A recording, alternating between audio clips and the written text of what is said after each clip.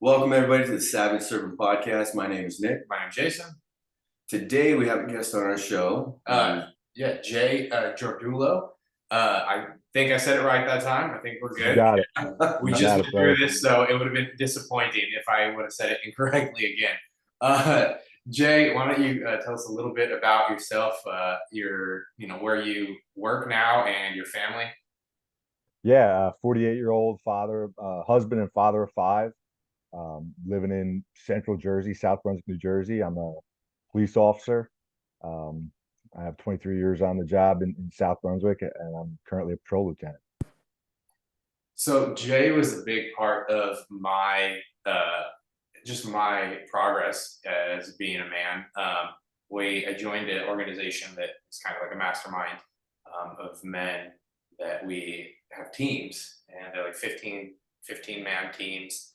We hold each other accountable to our goals, and we do things as far as being father, being a leader, being whether that's in your business or community, all those things, fitness. And Jay was my first leader. He was the leader of my team when I came on, and definitely held me accountable. So this is why I reached out to you, Jay. I know that we have a ton of stuff in similar backgrounds, as far as overcoming anger and dealing with stuff like that with our families. I think we wanted to start with how did things start for you going down this progress road, right? Like, where did you start? And you said, okay, I need to start figuring out really how to be a better man. Where did you start? We want to kind of see at the starting point, and then we'll talk about kind of how you did that. Yeah, so I think this, I've always kind of been on like a self-improvement kind of journey. When I was younger, it really revolved around sports and what I thought it meant to be a man, right? And that was all wrong. Probably when I really started to seek out and understand what it meant to be a man, not to be a male, to be a man. Really, it was just within the last, I would say, although, I'm probably just realizing this within the last, 5, 10 years at the most. Because again, I was doing some things that I thought made me a man, and they just weren't weren't making me a man. They just were. I was a boy. I was a boy in a man's skin. No, that's fair. That's a relatable term. What do Yeah, you? I think a lot of men deal with that, right? And unless you become self-aware and you really start going down that journey of self-awareness, you just remain that boy in man's clothes, right? And for me, like Jason said, I had a lot of anger issues. I expressed every emotion with anger, right? Depression, anger, except for maybe being happy, right? Being glad. I wasn't angry when I was glad, but every emotion I had, was anger, and really what it came down to in the last 5, 10 years is I was destroying my marriage and my family, and was having a very negative effect on both my marriage and my children. You can see the difference so I have 5 children. My oldest just turned 21. I have a 17-year-old that'll be 18 in about a month, 2 months. 16-year-old or 15-year-old, soon to be 16-year-old twin daughters, and a 9-year-old. You could see the difference in the man I was, in just how the things that they kind of struggle with in life, and how they are, right? Like, I'll be honest with you, I really messed my 21-year-old up, right? And he's a good kid, but he's got a lot of wounds, those father wounds that we all have, right? But I can see them now because I'm in this kind of self-development, men's work kind of sphere. I can see almost, like, I hate to say it like this, but the damage that I did to him, right? I mean, he's a man now, or he's an adult. So now, it's what I'm trying to teach him is that it's no longer like, it's not his fault, but now it's his responsibility to fix it, right? Because we all have those father and mother wounds, right? And when you become an adult, it's not so much about, lamenting and living in the victimhood of those wounds. It's about, okay, now it might not be my fault because I was just a boy when those things were happening to me, or and believe me, I didn't have any horrific childhood. All in all, I had a very good childhood. But no matter how good your childhood is, you have some of those wounds because your parents carry their wounds from on generation to generation, and eventually somebody's got to stop it. All that to say is, it's now as an adult, it's my responsibility to fix that, right? As opposed to living in victimhood. And, oh, my mom, did this, and I inherited my anger from my dad. My dad, I did get a lot of from my dad. My dad probably still expresses every emotion with anger. He never really got past that, but he didn't see anything wrong with it, right? Like to him, that I mean, even when I was younger and I would express like regret for my anger, he'd be like, "Well, I don't understand what you do wrong," and he never great guy, showed me how to be a man in a lot of ways that I just realizing in the last couple years as well. Like, but he also had some faults that he just never saw as faults. What do you said something interesting. You said like the difference between, or you were a male, you're good at being a male and not a man. Like, what do you think the difference is between those two? Yeah, so I mean, I think a man has control over himself, right? Has control over his emotions. Like it's not that men don't have emotions, shouldn't express their emotions. It's are you doing it appropriately? Are you taking control and responsibility for those emotions, right? Whereas a boy in male clothes, right? I would just have what I call them adult temper tantrums, right? If something didn't go my way or I didn't like something or and that was and more often than not, that's about how I was feeling inside, not what was going on, outside of me, right? So now when I still have those feelings sometimes, right? But I got to step back and I gotta respond as opposed to reacting and say to myself, is this a me problem or is this a them problem, right? And if it's a me problem, then it should never nobody should see, right? I shouldn't be having my little adult temper tantrum. And listen, I still if even if it's sometimes on a rare occasion it might be a them problem, you still don't have an adult temper tantrum, right? There's still a better way. Like that's one of the things I've really learned in the last 5 years, better way to communicate. I don't have it perfect yet, but I believe you can solve almost every problem you have with good communication. 100%. What do you feel was like the turning point, like that crossroads or your compelling reason that brought you to the start of this journey? Yeah, it's pretty simple. My wife basically told me I was going to lose my family, That's a big one. and Now, and throughout it's this throughout this journey of you growing and continuing to go down this road, I know in the beginning, at least for me, and I'm sure you can relate to this, like the people around you that you care about aren't as accepting of your change. Do you feel that your family is more on board now? They're more supportive with it, whereas maybe in the beginning they weren't? yeah, definitely. And I think it takes time, right? One is you got to build up the trust, right? Like, okay, my wife could be thinking, and she never said this to me, but she could, I believe this to be the case. Well, that's great. He hasn't, lost his temper in 3 months. Let's see what happens in 6 months, right? Like she's basically waiting for the other foot to drop, right? So it takes time, right? And I do think, I would say 5 solid years into this, right? Where I've really made the changes, done the work to make the changes. I think I'm just starting to build that trust back up that she knows I'm not gonna something's gonna doesn't have to tiptoe around, right? And the kids aren't running out of the room when I come home. When I used to come home from work and it'd be like the kids would like gauge and they could tell. I wouldn't even have to say anything. They'd be like, "Oh, Dad's in a bad mood," and I could clear a room, right? Yeah, Um, I think they're more accepting of it and more trusting of it and realize that it's I don't know if here to say is the right word, but that it's genuine as opposed to, oh, he's just being good for because anybody can be good for 3 6 months, even a year, right? yeah, yeah. Um, That's true. so it takes some time to build that trust up. And there was a time where I was like frustrated at like, how long does it take? Well, if it's important to you, it takes as long as it takes, right? Um, you know, I don't control how long it takes for my wife. All I can control is being that husband that I need to be and that father that I need to be. As long as I keep doing that, it takes as long as it takes. Yeah. So you are a police officer, right? And you've been in law enforcement your entire adult life. Is that true? Well, I got in at 25, so I did. I went to college, played a little college football, and then when I got out of college, did some bounced around from jobs, sold some exercise equipment, was a personal trainer for a little while. Nothing that really had a career path for me. So, but I got into law enforcement at 25. I started as a corrections officer, and then did a year there at the Somerset County Jail, and then got the job that I'm currently at. So 23 years I've been in. I'm curious because I know like first responders and people that deal with emergency things like that tend to have this same like common thread where they have a hard time in marriages, whether it's the anger or just not being present when they're home. What do you think? Do you think that played a part in your anger and everything that you brought home, or do you think that was something completely separate? I think it added to it, but I do think, like I said, I mean, I kind of, I hate saying it like this because it's, you know, I inherited it from my father, and again, great father, but you know, he had and has a temper.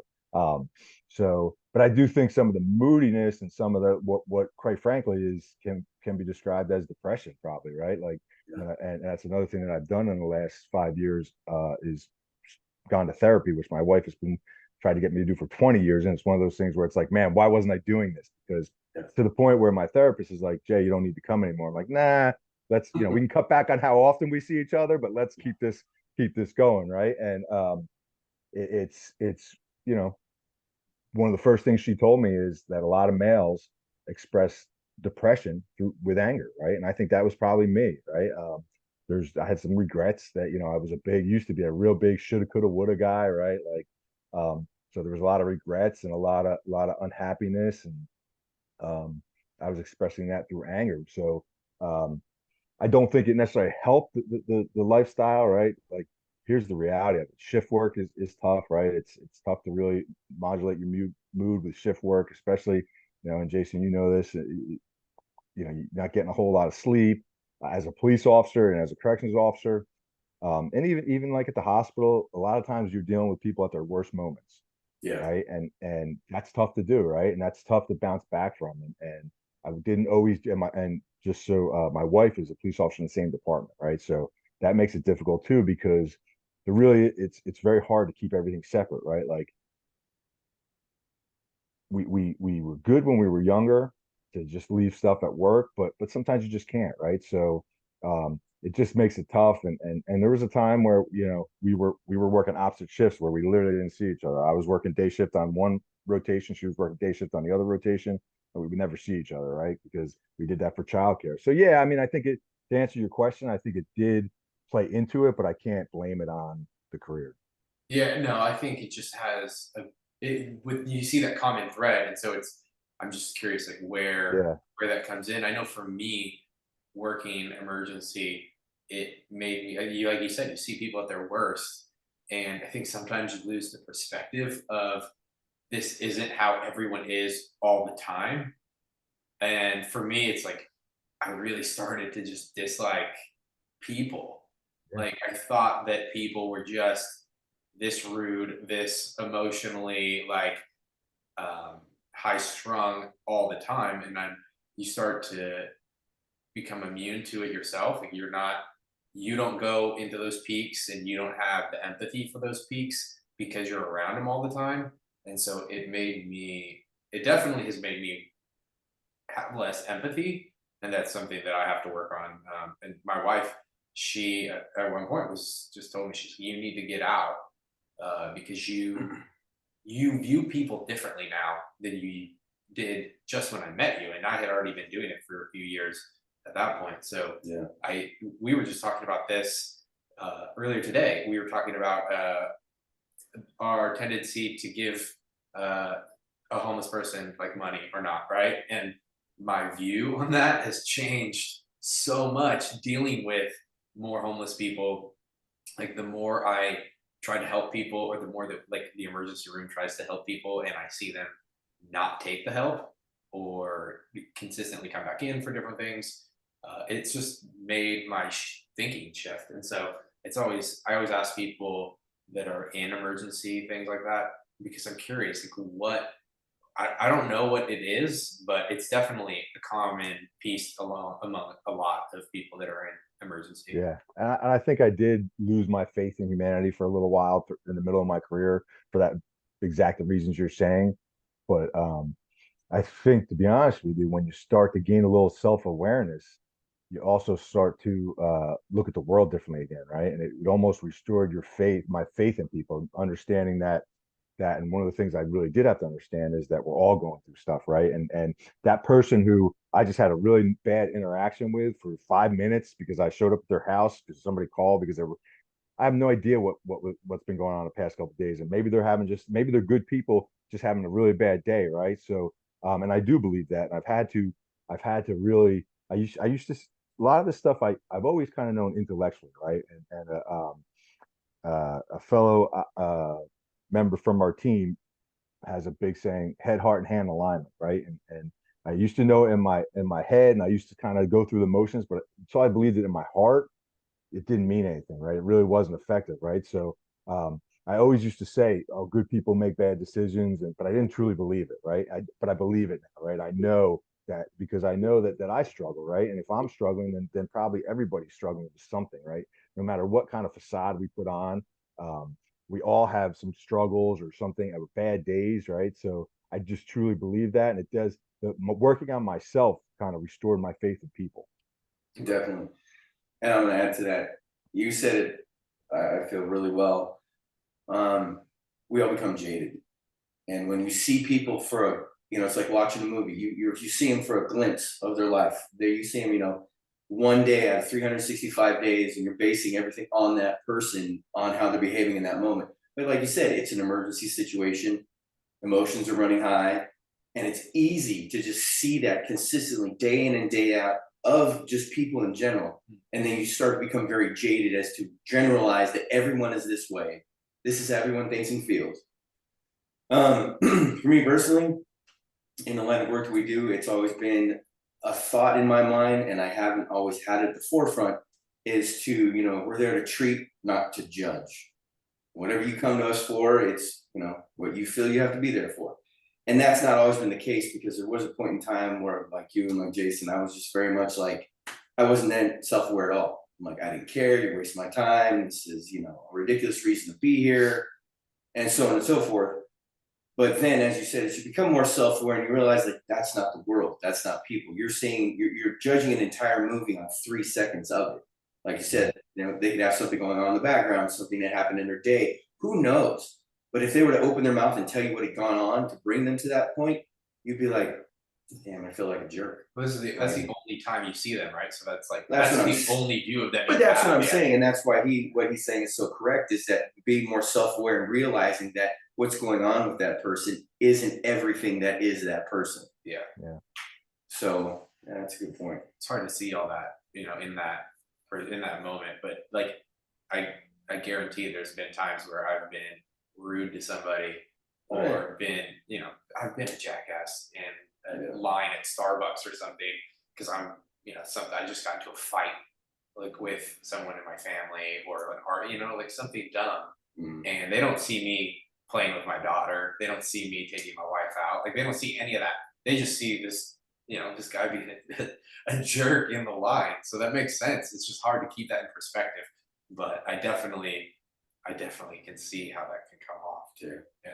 What are some of the biggest pieces of advice you would give men either starting out down this path, in the middle of it, or maybe just like yourself wanting to continue down that road? What are some of the key things that you feel keep men down this road and continue to grow themselves, their family, and even, God?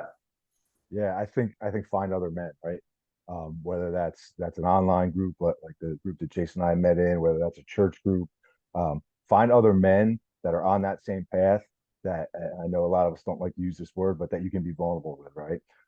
That you can, but there's a caveat for me for being vulnerable, right? It's being vulnerable isn't being a victim. You can be vulnerable, but then okay, now what's the next step? What's the plan? Like here's how I'm vulnerable. What's the plan, right? And I think that's how as men and as leaders, we show our leadership ability, right? Like none of us are perfect. We're all flawed, right? We're all sinners. Life is messy.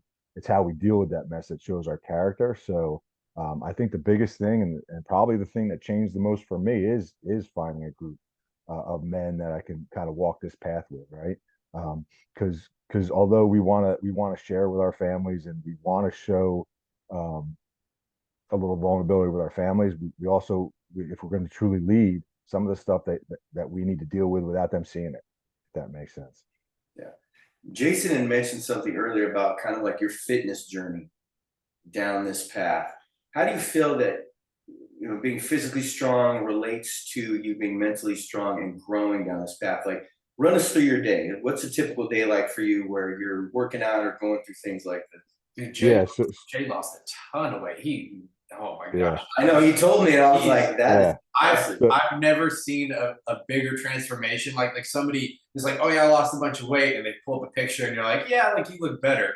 Jay threw up Yeah. a picture one day, and I was like, what? So if I still had my smartphone, I would pull that picture up and show it to you guys. So I truly went, that fit to fat to fit, right? Like, and as a young man, I started training 13, 14 years old for sports and was a hard gainer, could never even put muscle on. I was, when I got to college, one of my football coaches called me the skinniest defensive lineman in America, right? But I matured when I was in college. I was a late bloomer and put on some good size in college and was working out. And, at 18, 19, 20 years old, your nutrition really doesn't necessarily play into it, right? You can eat whatever you want. And, I tell everybody the story. The school I went to had like a late night cafeteria deli kind of thing. You could go, but they would only, and if it was delivery, but you could only do it if you got two full size, like 12-inch sandwiches, right? Of course I would order two because I wanted to deliver, but then I would eat them both, right? So, but I could do that and still, I didn't have a six pack, but I could cut the bottom of my football jersey off and there would be no belly. I wouldn't, right? So, then get out of college and fast forward and, just kind of was still lifting, but was eating that way and put on a lot of weight and then probably fell off a little bit on the fitness too, but for a long, long time, I was during those years where I was probably again depressed. I was eating my feelings, right? I never thought I was an emotional eater until I became self-aware, right? And I bloomed up to I had to be in the picture that Jason's referring to and that I call the guy that ate the real Jay. I had to be pushing, I had to be pushing like 300 pounds, right? But I wasn't weighing myself then, but when I look at the picture, there's no way I wasn't 300 pounds, right? And one day I just looked in the mirror and was like, this is not me. This is not who I am. Right. Just kind of went on this um, fitness journey, getting back into it. And listen, I was a health and phys ed major with the idea that I was going to go be a strength coach. Right. So it was always part of my life. I have my master's degree in exercise science. Right. So, but just really got back into it, really started training hard again and watching what I still struggle with food, right? I like to eat. I really do. You're preaching to the choir, my friend. Yeah, the struggle's real, but I do think the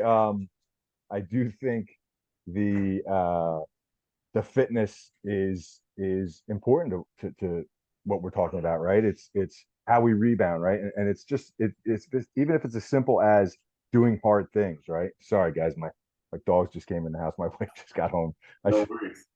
Um, but the to answer your question is yeah, like fitness plays into it. It just makes you more resilient, right? If you go through those hard things, you go through even a hard 45-minute workout makes you more resilient, right?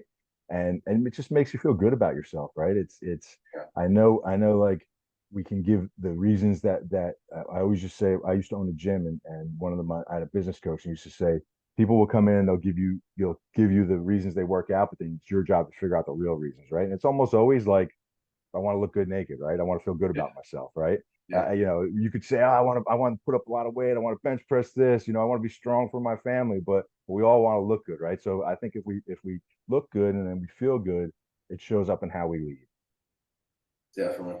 Yeah. Do you think when you were in worse shape, you had a harder time controlling your emotions? Oh, definitely, definitely. I don't know if there's any causation there, maybe a correlation, but again, like I didn't feel good about myself, right? That's why I ate so much, right? And it shows up in all areas of your life, right?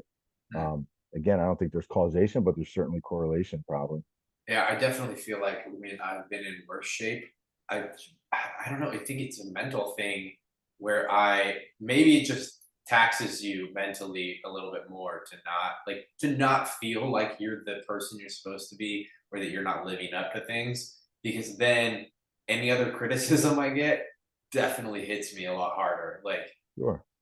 so I Well, you're already judging yourself, probably, right? Yeah. yeah, If That's 100%. if we don't feel good about ourselves or we don't look good, we look in the mirror, we don't like the way we look, we're already judging ourselves. So but is this a me problem or a them problem, right? So somebody criticizes you or says something, you lash out at them. It's not really about them, it's about you because you're already feeling bad about yourself, right? And that's where as self-aware men, we need to say, okay, this isn't about them, right? This is about me, right? Yeah, It's almost like with somebody else, it's almost like even other people, when people lash out at you, it's not about you, it's about them, right? It's something they're feeling, and vice versa. So Another thing you had mentioned earlier, just because I just want to pick your brain on this, there's so many of us, myself included, and Jason, when you talk about your marriage and relationships, with your wife, your girlfriend, your significant other, you say communication is obviously the biggest thing that we can do amongst ourselves to get, work through issues.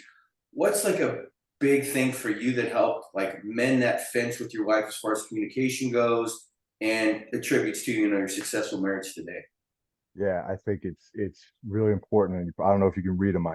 You guys have the four agreements by Don Miguel Ruiz, I think is the book. It's a real short book. If you haven't read it, you should pick it up. But Okay. one of his agreements is be meticulous with your word. Am I saying that right? Be impeccable with your word. Be impeccable with your word. So the things you say, right? Words have meaning, right? And I think that's important. And then this is the big one. This is on me as the other person, right? Is don't make assumptions, right? I think so often, our significant others or wives will say something or do something, and we assume something, and it's just not the case, right? We assume an intention that wasn't the case, right? So, getting good at asking, like if you make that, don't make the assumption, but if you do make the assumption, and you feel like ask, right? And you know, more often than not, what I found is the assumption I made was wrong, right? Mhm. So just be real impeccable with your word. Word have meaning. Watch what you say, right? Don't be hurtful. Like Yeah. there was a time where fight fair. I certainly there was a time where I didn't fight fair. I said some nasty things that I would regret saying, right, in anger. Um, but yeah, the biggest thing is impeccable with your word and don't make assumptions. That's good. how did God come into this for you? Like, where did you find God in your life? Was that something you Yeah.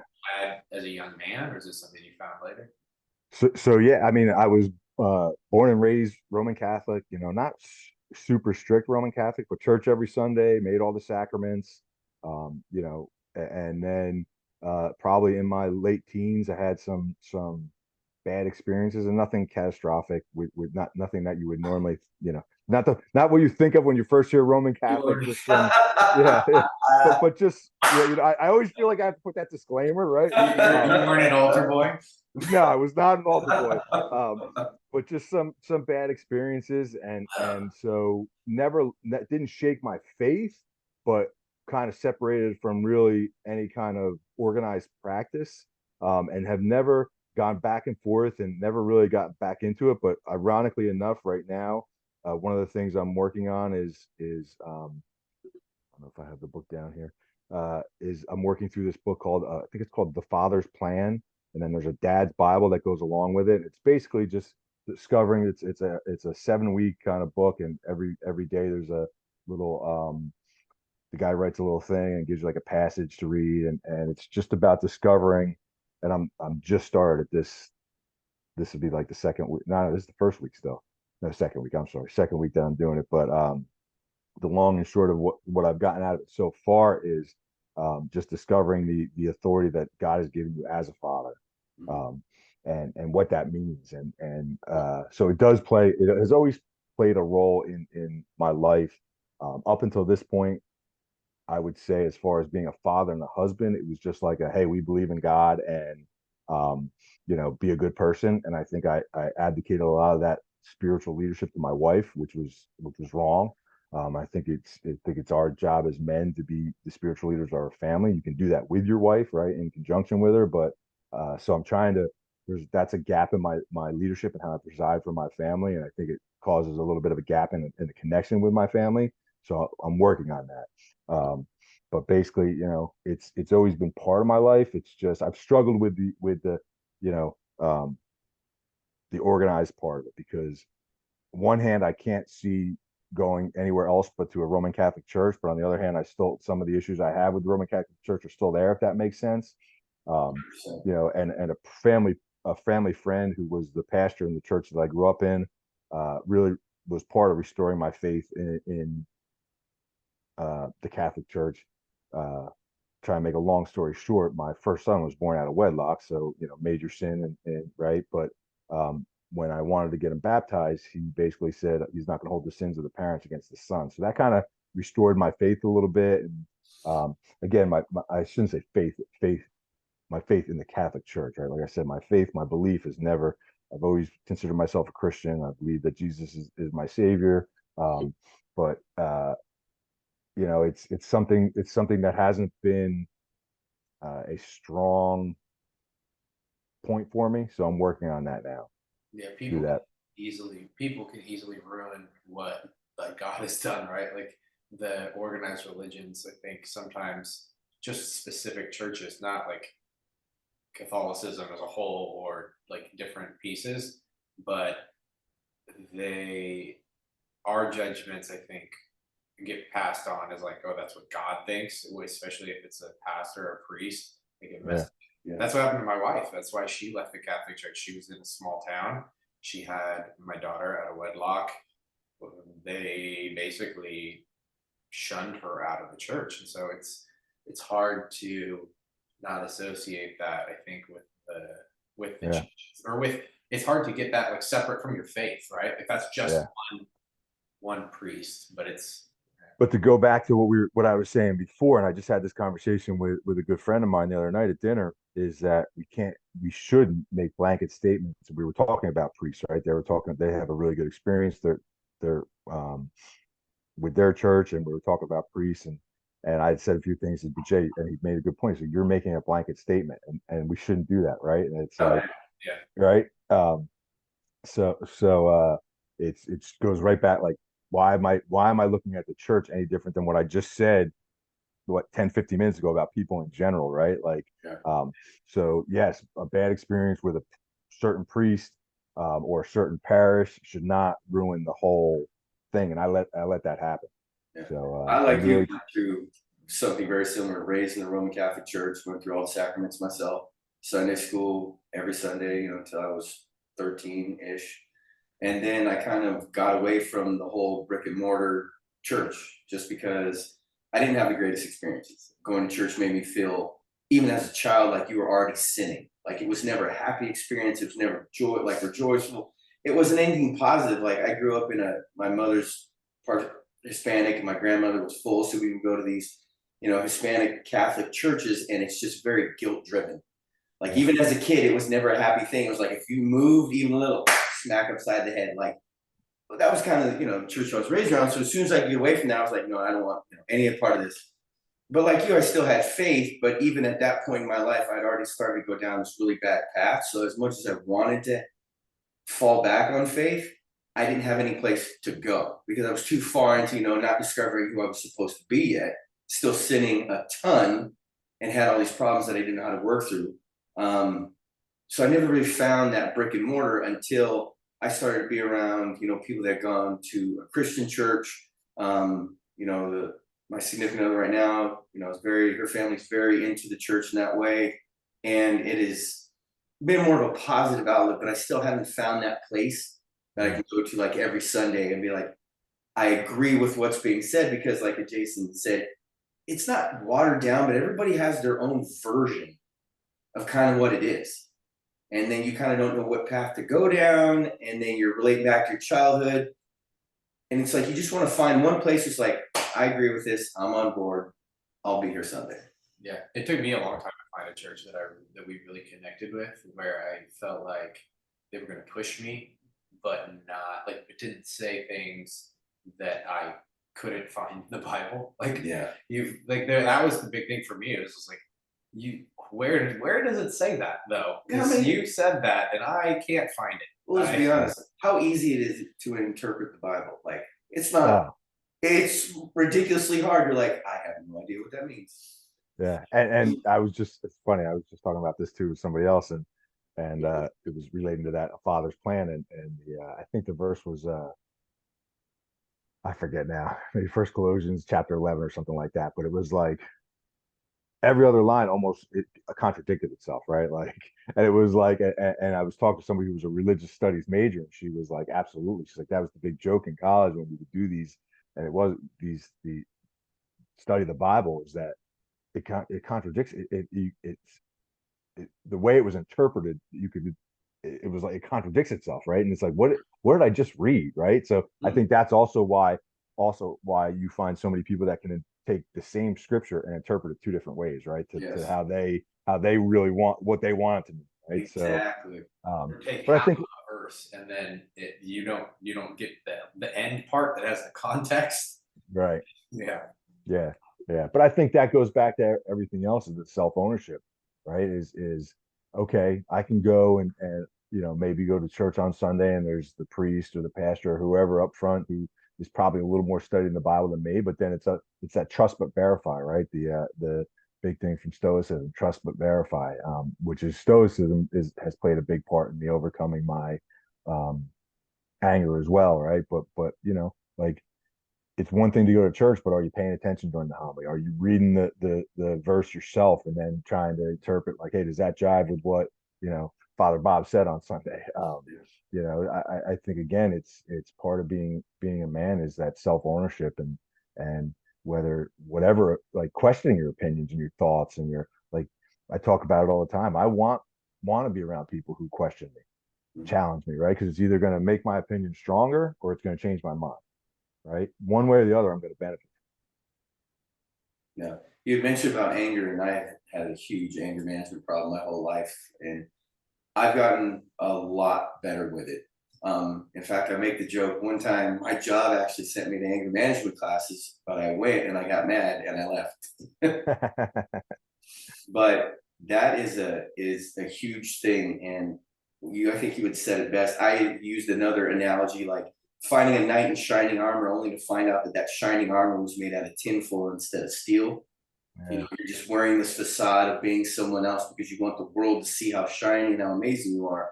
But when you get put to the test, you fail because you haven't earned that yet. You haven't, grown yourself yet. So as right. far as the anger goes, yeah, I can relate to that a lot. What are the things that you do now? Because I know that you have a way better lid on this now, and I've come to you for advice on this. Uh, what are some of the things that you do now to help yourself stay in control of those emotions, whether it's at a time where they're like high or just overall? Yeah, it's all of it's kind of simple, and we say simple but not easy, right? It's at the moment, it's really just about taking a breath and asking yourself, like, is this important to me? Is this like it's I think when we really dial down to our and this is the work we do as men, right? Our vision, what's important to us, our purpose, it really eliminates a lot of the stuff that makes you mad, right? Like if you have your vision, what's important to you, what your priorities are, some stuff like just isn't going to make you mad, right? You're just not going to care about it. Stuff that like you normally would get mad at when you don't have that self-awareness. So I don't think it's one thing. I think it's a bunch of simple things and it's what I call doing the work, right? So, but like in the moment, it's as simple as taking a breath and saying that is this something that I should even care about, right? And then again, is this a me problem? Is this a them problem? I think the therapy has been huge, Yeah. right? Like sometimes those things is like, all right, and I jokingly say it to my wife, and I'm only half joking, and she knows I'm like, oh, at least I have something. My therapist's name is Ermi. At least I have something to talk to Ermi about this week. You know what I mean? So it's something sometimes finding humor, right? Like Yeah. in something. So it's a bunch of little strategies, right? And it's maybe also a little bit of not taking yourself so serious, right? And That's a and good one. and understanding that this too shall pass Yeah. because it always does, right? I've yet to have a scenario that in one way or another doesn't pass So it's more of a mindset shift for you versus for like sure. a specific technique. Yeah, I wouldn't say I mean I've done a lot of stuff. I've tried to I do a little bit of breath work, but I don't see a ton of results from the breath work. It's So I you had us think do those box breathing exercises just for fun? well, I think they're beneficial, right? And I still do it. I don't do it. It's part of my morning routine. I have a kind of a morning routine, but it's not a consistent part of it. So again on my board there. I don't know if you can see it. My 5 M's. So part of one of the M's is mindset, right? And that's reading some kind of Stoic passage and really thinking about it. It might be box breathing. It's not always, but right now, currently, it's I read from the Daily Stoic, and then I'm working through Jordan Peterson's self-authoring Yeah. suite. I don't know if you guys are Yeah, familiar with yeah. that, but I'm working through that, which I think is, it's nothing. And this isn't a dig on. It's nothing revolutionary. Mhm. It's everything we're talking about. It's discovering, the things from your past that are affecting you now, good and bad, right? And I have not all the way through it, so I might be speaking out of turn here. Then it's like, okay, what do you want right now, and then what do you want for the future? I haven't gotten to that point, the future point yet. It's like a past, present, and future. It's basically journaling. He gives you journal prompts and asks you questions, but it is more just of a mindset and knowing that that's not the man I want to be. What would you say to the man that's watching this right now that is in a place where they haven't even started yet and they're looking for some sign of hope? What would you say to that man to just get started, to give them that, that hope and inspiration to move down this path? Yeah. So the one thing that I like to say to the guys that are struggling is, what's the next best step? Don't worry about tomorrow. Don't worry about 3 months down the road. What can you do right now to take a step towards being better, right? And sometimes that answer is not clear, right? So really, the first thing you need to do is you need to sit down and you need to discover what your values are, what your vision is, right? And these are things that should be on paper. Mhm. Um, I have just so happen that's here, my core values: family, integrity, service, perseverance, and self-direction or self-development. Those are my five strongest values. And I went through a whole exercise, and you can find it. There's a ton of stuff online. Just Google core value exercise to help you narrow that down. But knowing your core values and then having a vision for what you want your life to look like, right? And then making a plan towards getting closer to that vision, right? Your vision is like that thing that's like over the rainbow, that you can't even imagine it happening, right? Like when I tell guys to write a vision, it's like, that's what I want. I don't want like the things you're already doing that you're successful in. It's stuff that like you couldn't imagine. And then, all right, let's make a plan to get there. What can you do in the next month that'll get you closer to that vision? Yeah, that's good. Well, Jay, I appreciate you coming on, man, and just having a conversation with us, being open. We've had plenty of conversations, but I know it's different, coming on and talking to random Yeah. people. Yeah. Well, I appreciate you guys having me on. I hope I had some value, and Oh, it was I it was honestly a pleasure, man. I really enjoyed speaking with you. Your information is ridiculously valuable, and I hope you good. continue down this journey because you inspire guys like us that are very much still in the infancy of this process, but we're on the right path. I mean, I feel so.